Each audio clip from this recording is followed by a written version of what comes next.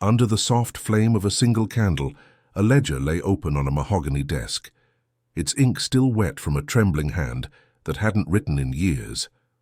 The night outside pressed close, the kind of Virginia darkness that holds its breath before thunder breaks. The year was 1867. The war had ended 2 years ago, yet the air still smelled of smoke and soil turned by graves. In the hills of Albemarle County, where magnolia roots clawed through abandoned fields, stood the Harrow estate. Its windows were blind with dust, its walls damp with the sweat of summer storms. It was said that the house sighed when the wind passed through its corridors, as if exhaling memories too heavy to hold, and on that particular night, the sighs sounded like someone whispering back. Colonel Nathaniel Harrow had returned from the wreckage of war, a man diminished but not humbled. Once he commanded regiments and fortunes, now he commanded ghosts. The Confederacy had crumbled, his name fallen with it, yet he wore his pride like an old uniform, creased, fraying, but never discarded. His neighbors whispered that the colonel drank at sunset and spoke to no one after dark. He said little of his time in the field, except that honor had died before the surrender. And so he came home to find honor buried here too, his wife gone to fever, his estate half empty, his servants working under the shadow of unpaid wages and unspoken debts. Among them was Eliza, his wife's maid. She was small, quiet, her presence light but unyielding. Some said she'd been born on the plantation itself, before freedom found her by law, but not by circumstance.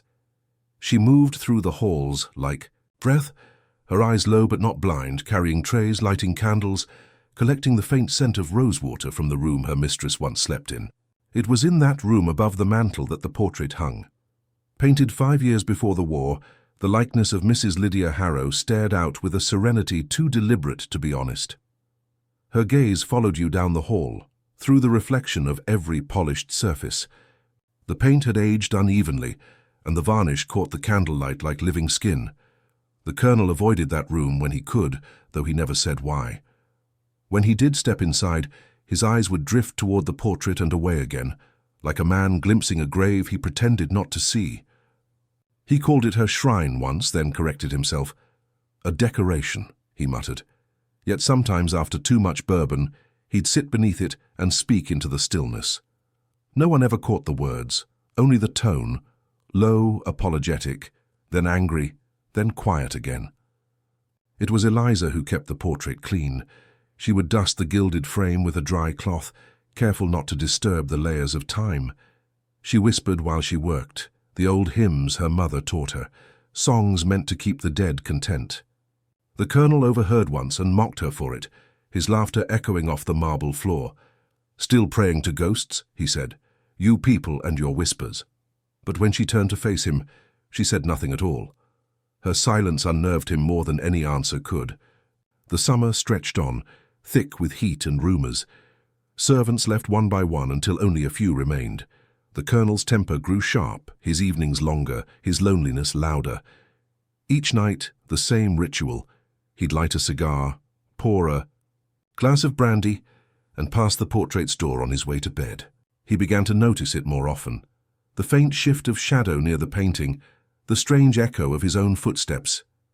One night, he stopped and looked directly into those painted eyes. They seemed to gleam faintly, though the candle flame didn't reach them. He told himself it was trick of varnish, a reflection of light. Still, he blew out the candle before walking away. Eliza noticed changes too. The air in that room grew cooler after sundown. The clock by the mantel stopped keeping time. Once, when she turned her back, she heard the sound of a brush against canvas like someone repainting over old truth. She whispered a prayer and finished her work quickly, leaving the duster on the floor. The other servants said she'd been hearing things, the wind, the settling of beams, the endless patience of an old house, but she knew the difference between wood and sorrow. On the 15th of July, rain fell hard enough to wash the dust from the gravestones outside. The colonel dined alone. He was seen pacing near the dining hall, muttering something about debts unpaid. Later, Eliza found him asleep in his chair, the bottle empty, the fire dying low. She covered him with a blanket before tending to the parlor. The portrait's face gleamed in the dim light, its expression softer than usual, almost kind. But when Eliza drew closer, her reflection in the varnish looked wrong, smaller, distorted, as though the painted woman were leaning forward to meet her. That night she was found kneeling beneath the portrait, her face pale, her hands clutching the baseboard. The cook said she'd heard Eliza whispering. "She's calling my name," she'd said. "Miss Lydia. She says she remembers." The others pulled her away, but she trembled too hard to stand. The colonel arrived moments later, his boots striking the floor like gunfire. When he saw her weeping, he laughed, a harsh, hollow sound that didn't quite reach his eyes. "Foolishness," he barked. "The only thing that speaks in this house is the echo of your nonsense." He ordered everyone back to bed, claiming the maid had been too long under the heat. But when he turned toward the portrait again, the candlelight flickered and went out. That night, he couldn't sleep. The storm had passed, leaving the air too still. From somewhere deep in the house, the grandfather clock struck 12, though it hadn't been wound in weeks. He rose from bed, meaning to silence it, but the sound came again. Not a chime this time, but a sigh, long and low, like breath through curtains. He froze. It came from the parlor. The corridor stretched before him, dark except for the thin blue of moonlight.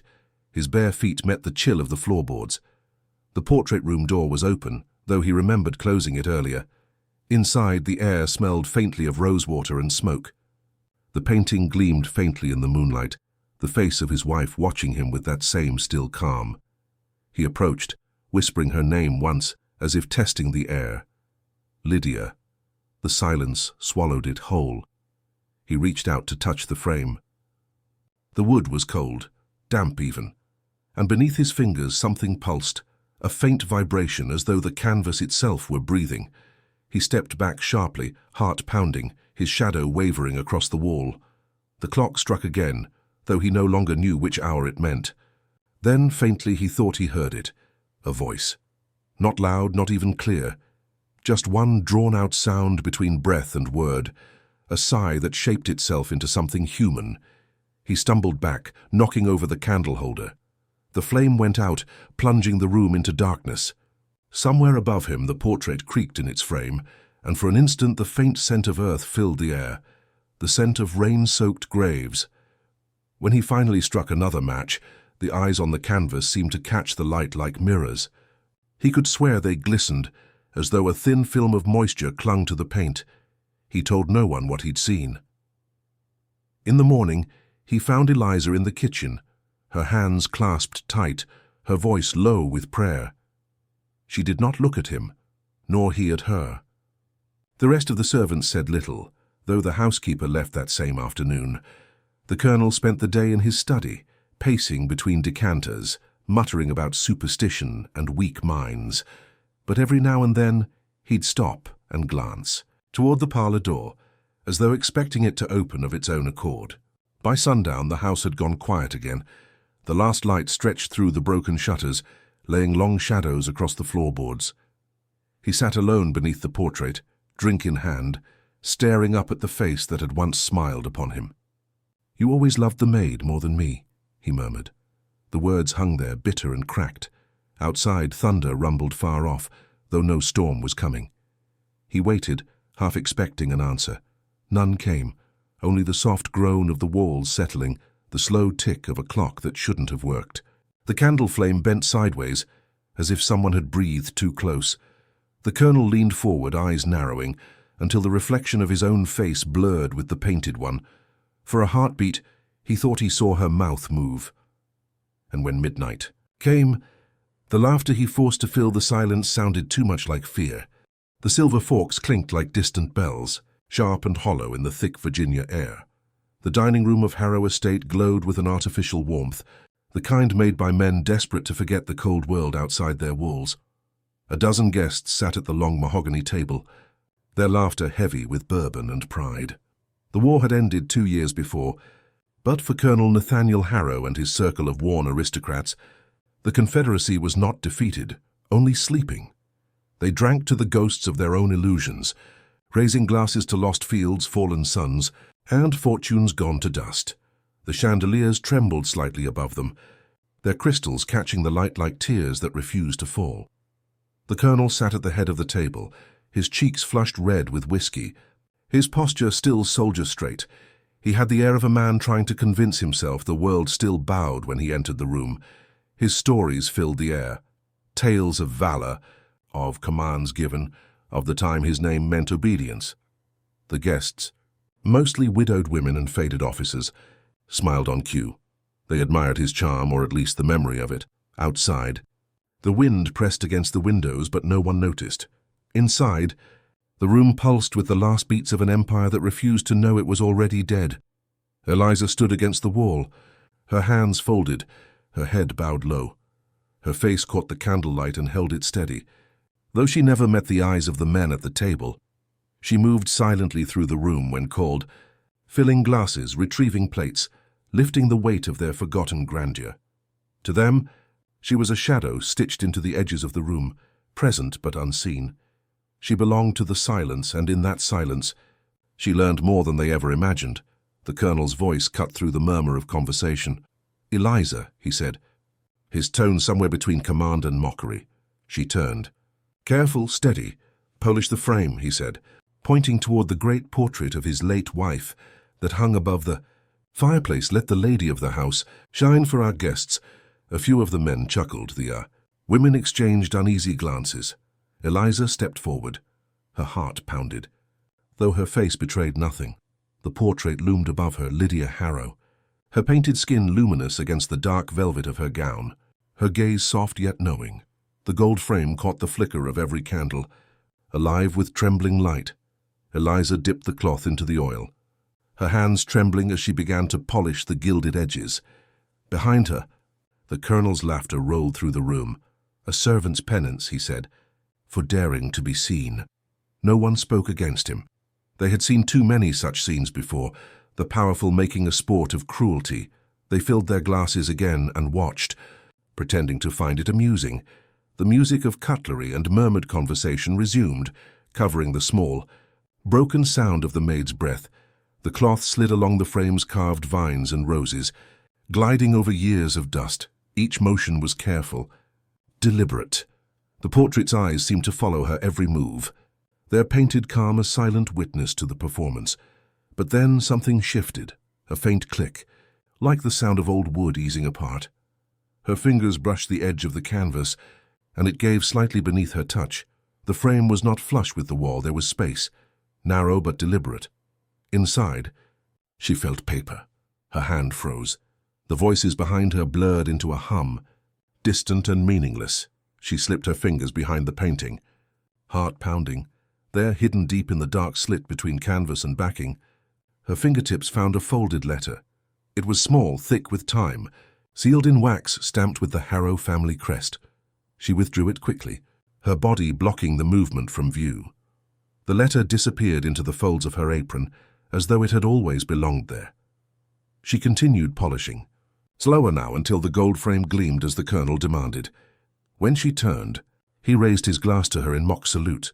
"Even the dead can shine when reminded who they serve," he said. The guests laughed softly, their eyes darting away from hers. Eliza bowed her head. She said nothing. The night wore on. The guests drifted to the parlor, where the colonel played host until the small hours. His voice rose and fell with the bourbon, his stories looping back on themselves. He spoke of victories that had never been, of a world that had never truly existed. He laughed at his own jokes, laughed even louder when no one else did. And when the laughter stopped, he filled the silence with cruel mimicry, mocking the way his servants spoke, their hymns, their faith. He sang a line of an old field song in a slurred baritone, bending it into something obscene. The guests looked away. No one stopped him. Eliza stood just outside the door, the letter still hidden in her apron. She could feel its weight, impossibly heavy for a slip of paper. She did not know what it said, but she felt the pulse of something inside it, a truth long pressed down. The air in the hall grew thick, close. Each breath seemed to echo. She stepped quietly down the corridor, the boards creaking under her feet, each one sounding like a heartbeat too loud. In her small quarters under the stairs, she lit a candle and placed the letter on the table. The wax seal glistened in the flame. She traced it with her thumb. The Harrow crest raised and perfect, untouched by time. She thought of Mrs. Harrow's face, the way it seemed to watch her from the canvas, eyes full of something more than paint. She thought of the Colonel's laughter, how it had sounded hollow, like a door swinging on rusted hinges.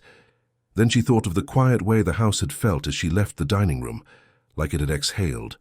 The walls no longer groaned with heat. The air had gone cool.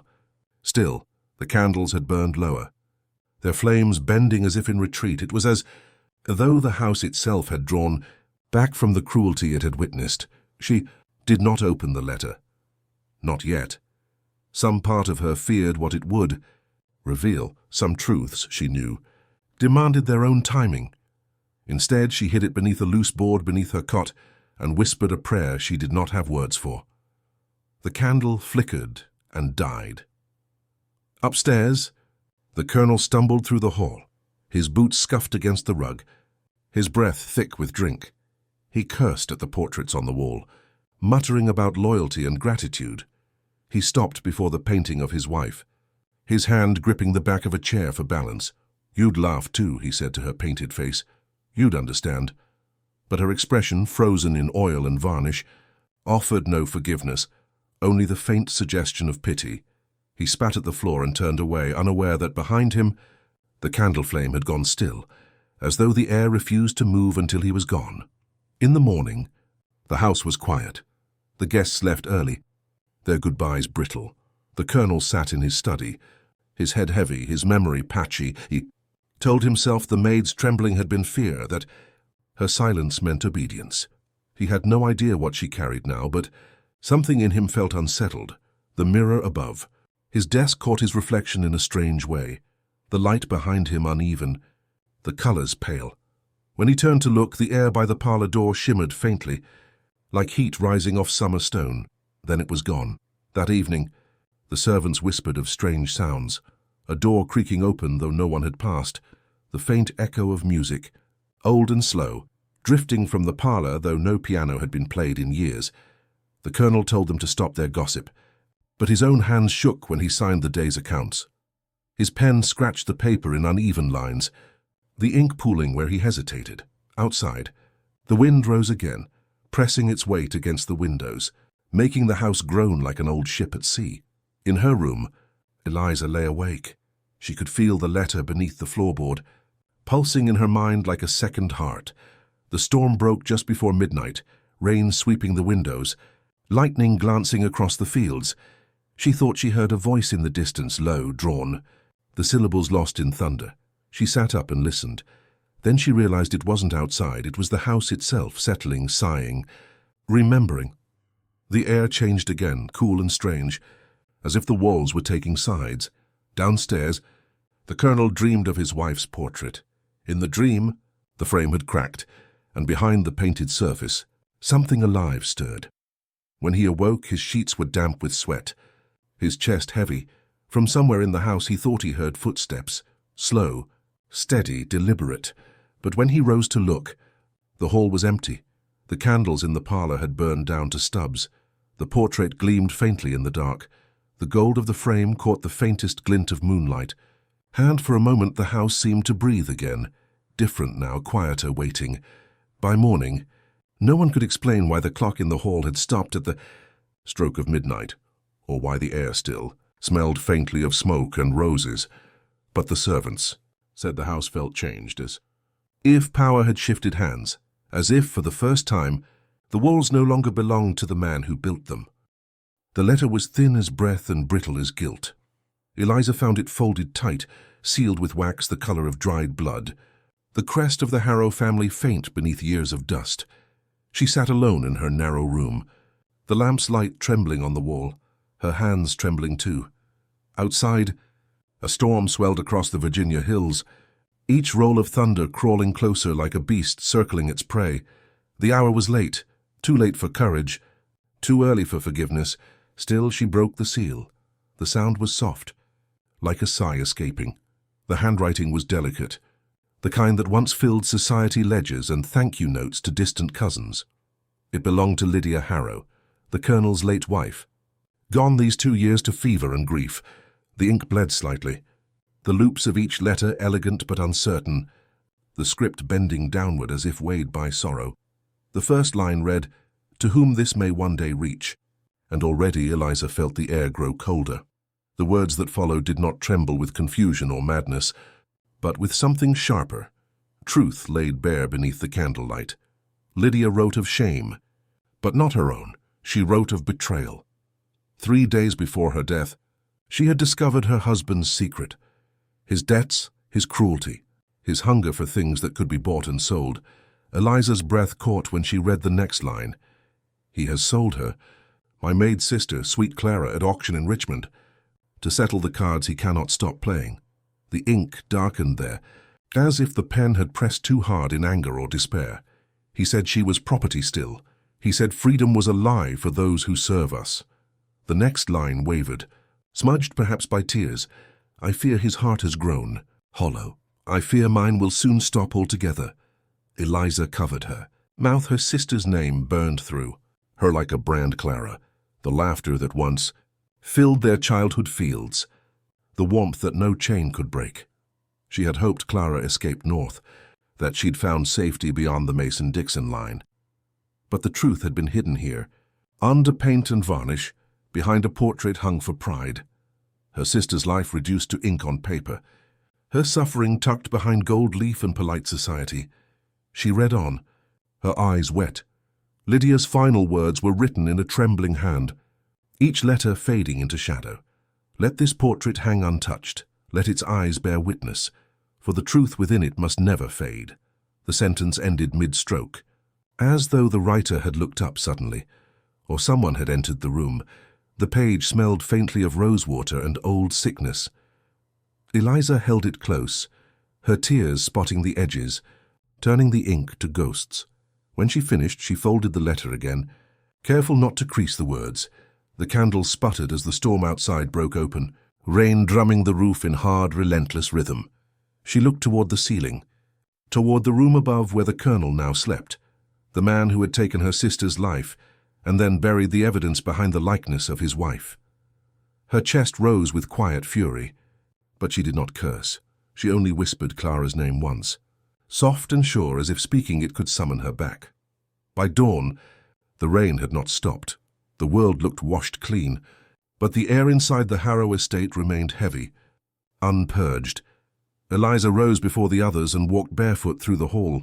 The floorboards creaked under her weight, each step a confession. She entered the colonel's study. The room was cold and smelled faintly of tobacco and regret.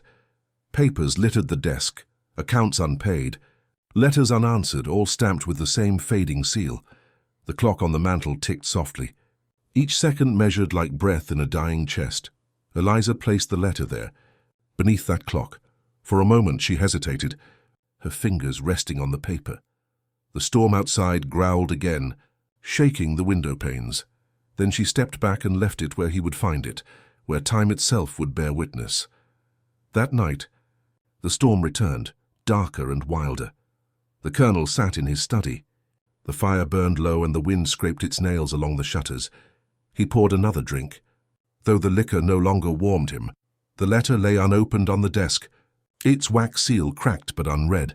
He had noticed it earlier, thought it another debt collector's demand, another remnant of his wife's endless sentimentality. But now, as the thunder rolled closer, he felt something like unease. The flames in the hearth bent inward, pulled by a draught he could not find. He glanced toward the portrait hanging across the hall. The light from the fire touched it faintly. Glinting off the varnish, Lydia's eyes caught the glow, seeming to glisten.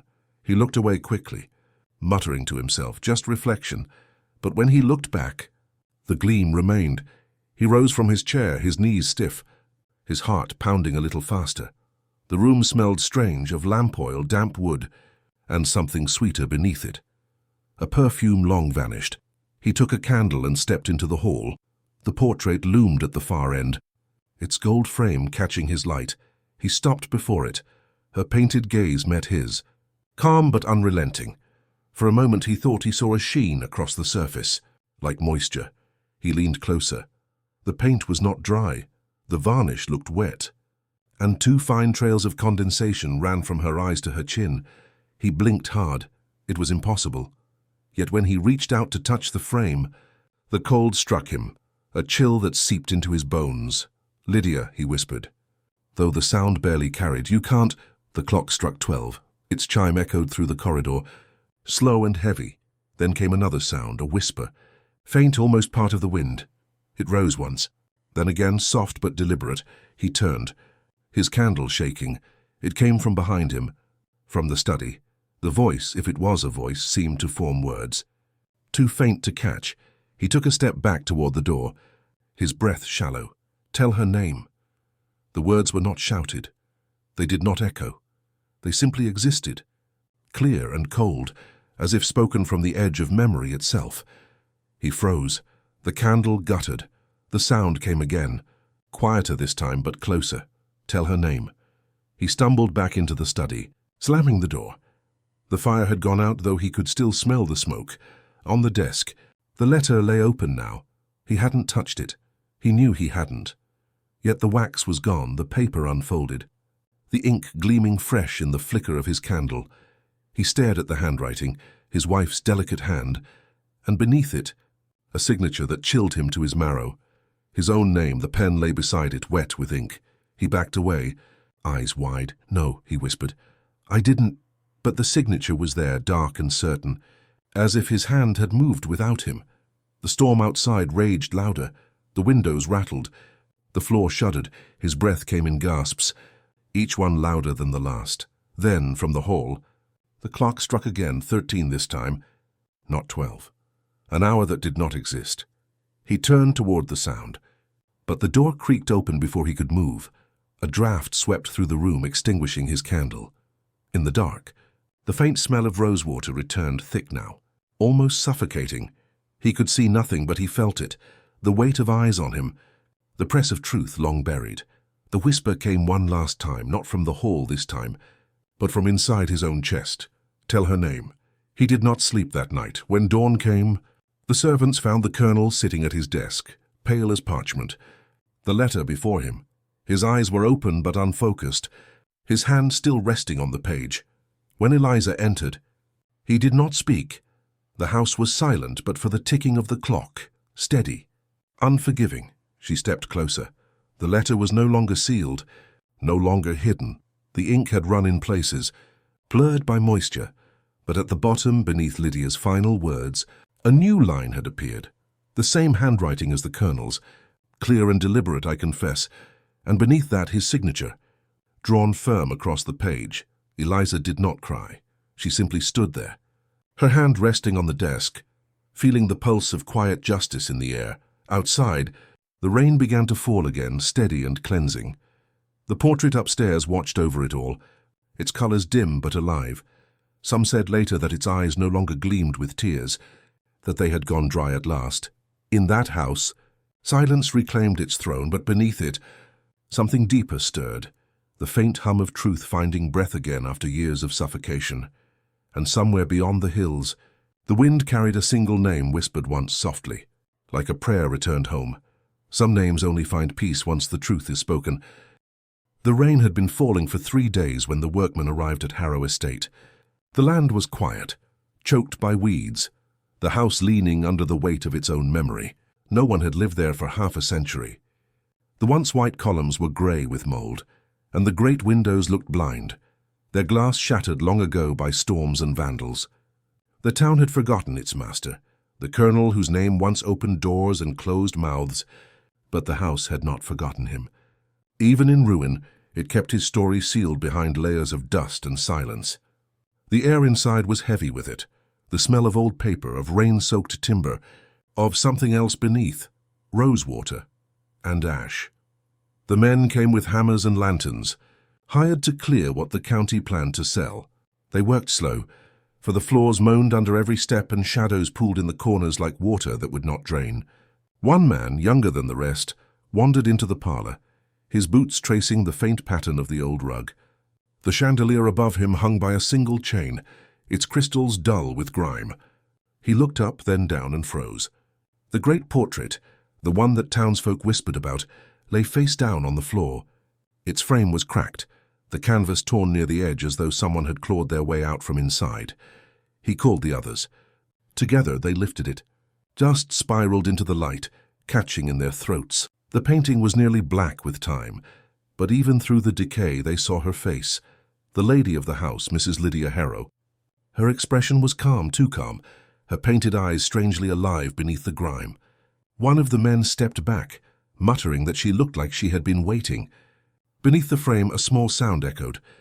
"Paper against wood." They turned it over again, prying loose the warped backboard. Between the layers, pressed flat as if hidden on purpose, was a second note. The handwriting was careful, neat, each letter steady, even graceful. It read, "Some sins speak long after the guilty are gone," and at the bottom a name, Eliza. The men said nothing for a long time. The youngest crossed himself. Another spat on the floor, muttering that the dead had their own ways of being remembered. They carried the portrait to the wall, but it would not stay upright. It leaned forward slightly, as though straining to listen. When night came, they covered it with a sheet and left the house to the dark. But none of them slept well after. Each man swore he heard something in the rain that night, soft footsteps on wooden floors, the faint rustle of a dress. In town, word spread fast. By morning the story had taken on its own shape. Children called it the painting that wept at midnight. Some claimed to have seen its eyes shimmer behind the window when the moon was high. Others said they smelled perfume drifting from the estate, even with the doors nailed shut. The older folks shook their heads and said the Harrow place had always been restless, that a man who built his house on cruelty would never leave it peacefully behind. Years passed and the story became a sort of local ghost tale told to frighten visitors. But a few still believed. One winter, a teacher from Richmond came to study the town's old records. She asked about the colonel, about the name Harrow. What she found surprised even her. His military honors had been erased from the county books. His land deeds gone, his grave unmarked. It was as if someone had carefully cut him from history's page. Yet in the ledgers, she found one thing left behind, a series of unpaid accounts. And at the bottom of a final page, a note in unfamiliar script, settled, "May God forgive the debt." She visited the estate that afternoon, though the caretaker warned her away. The air inside was thick and unmoving. She stood in the parlor where the portrait had once hung, and though the painting itself was gone, taken to a museum for study, she swore the air still shimmered faintly around that empty space.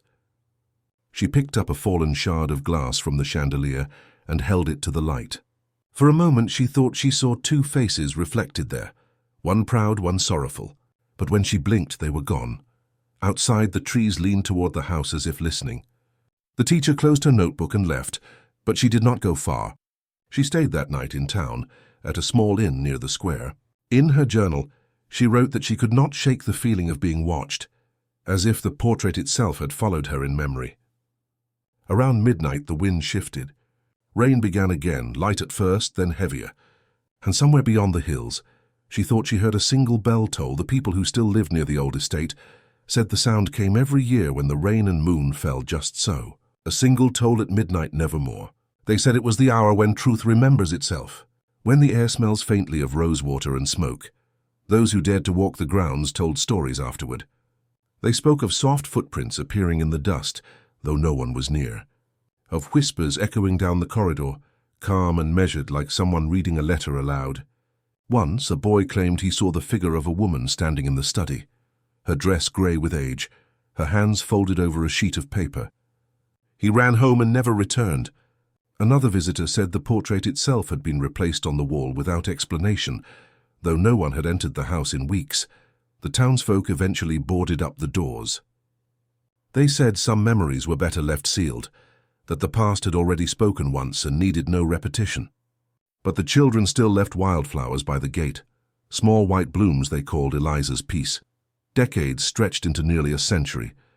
The world outside changed, names forgotten, wars rewritten, fortunes built on new kinds of cruelty.